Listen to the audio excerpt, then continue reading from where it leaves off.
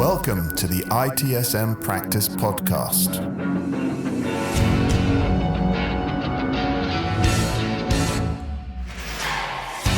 Welcome to another episode of the ITSM Practice podcast. I'm Luigi Ferri, and today we'll try to answer what is a common IT security program issues with suppliers.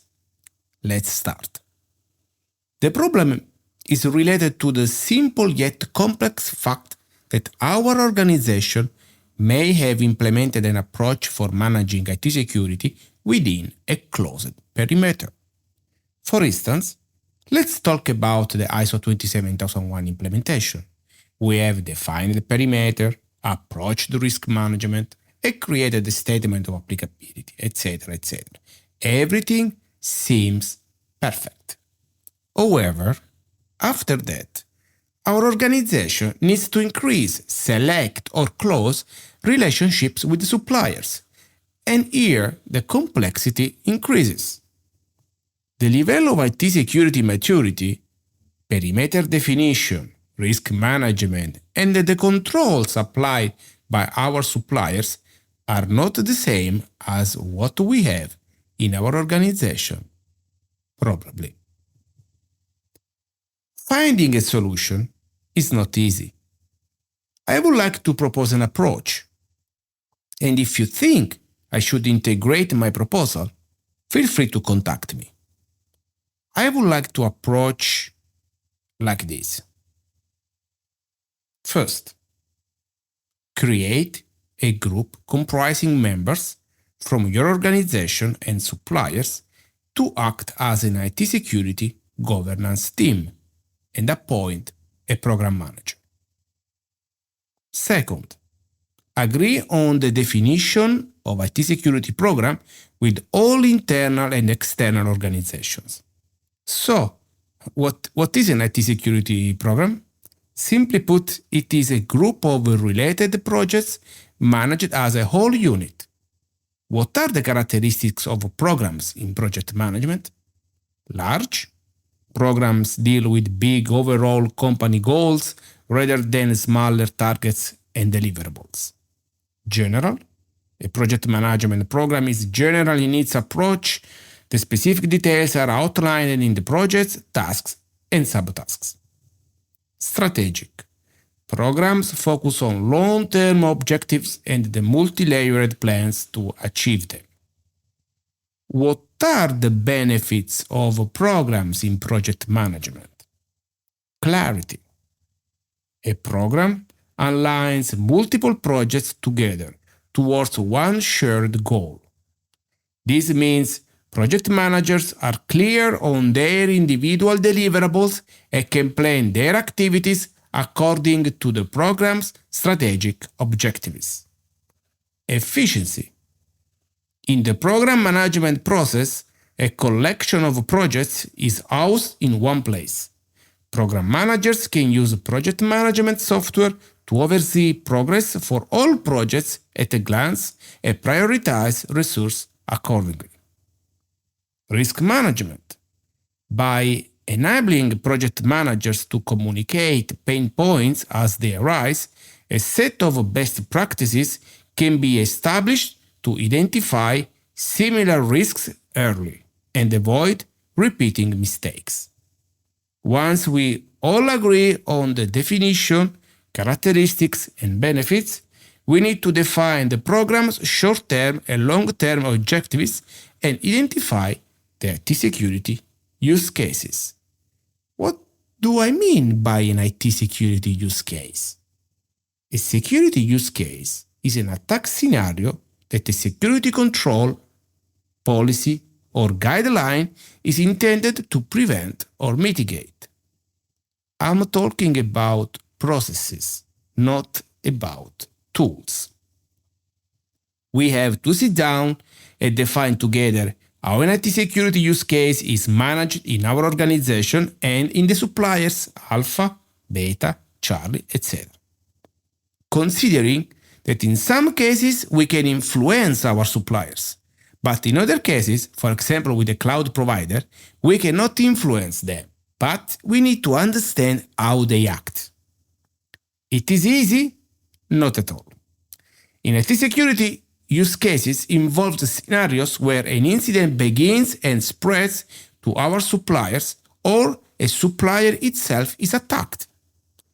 We must be able to detect these issues early. This means putting in place measures that help us recognize specific types of attacks. By doing so, we can identify which IT security use case is happening and decide on the appropriate response or actions we have planned in advance. Our goal is to identify the potential IT security use cases for each business service in our organization. We need to understand the different ways these cases can occur and then evaluate how each involved organization will respond and what actions they will take. To achieve that, we have to consider that we will face different types of obstacles. For instance, obstacle number 1, lack of cybersecurity culture. Experts argue that cybersecurity training and awareness are crucial for organizations' success, potentially reducing phishing incidents and lowering costs.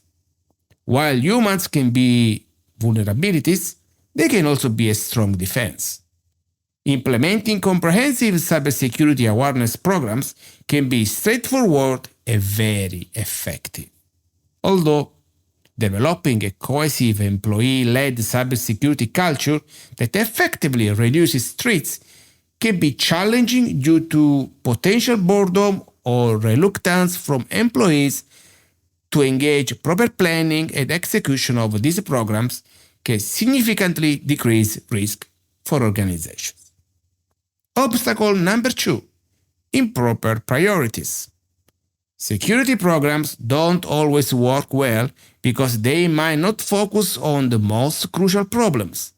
This can happen when there is not enough money or enough people to do the job.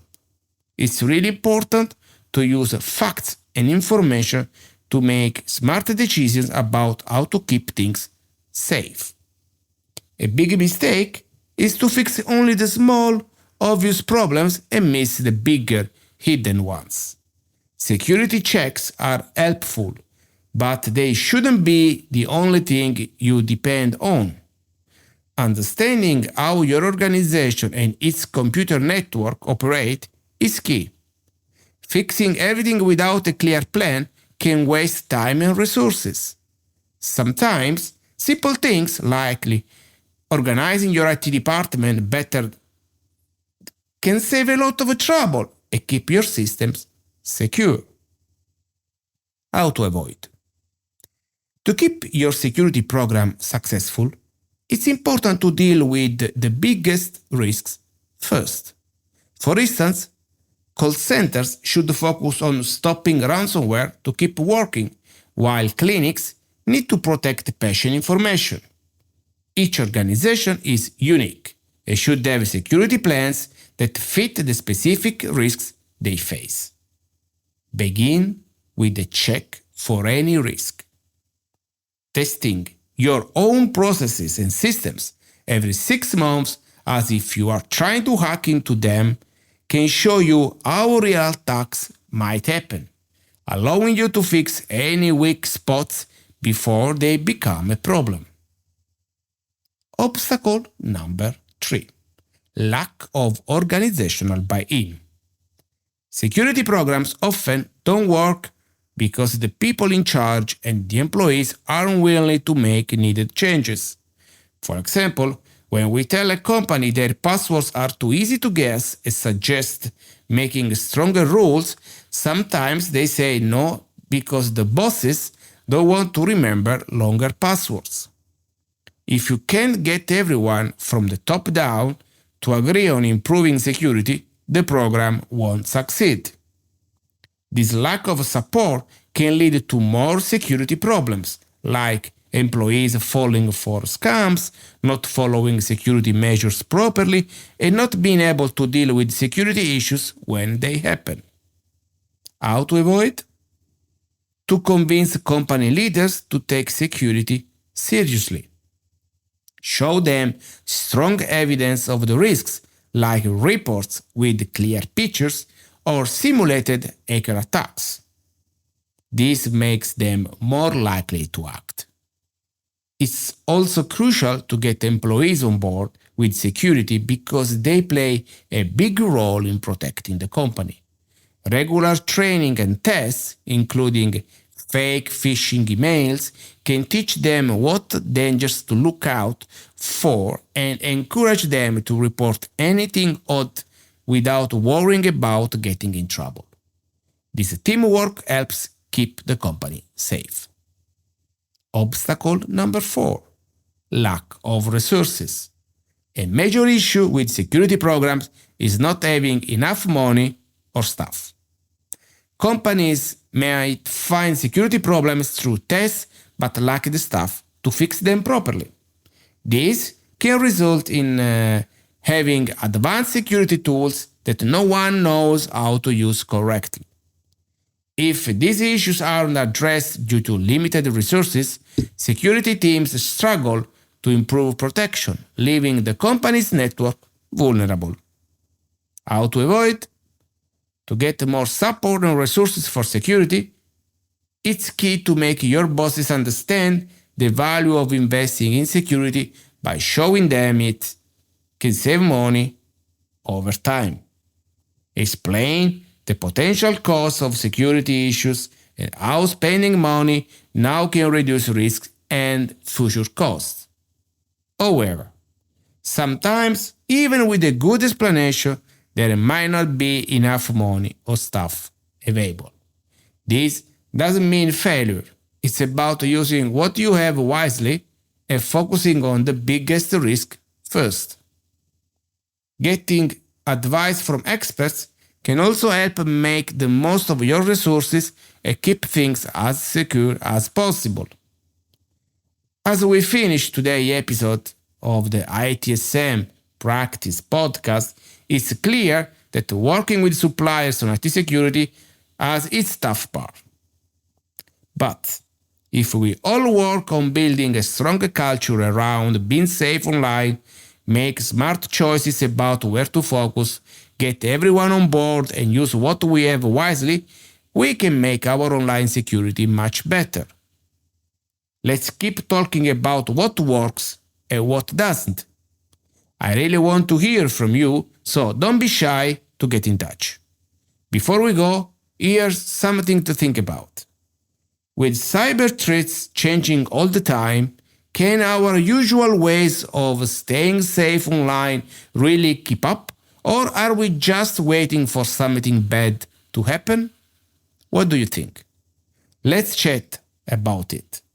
Until next time, keep a close eye on your IT security.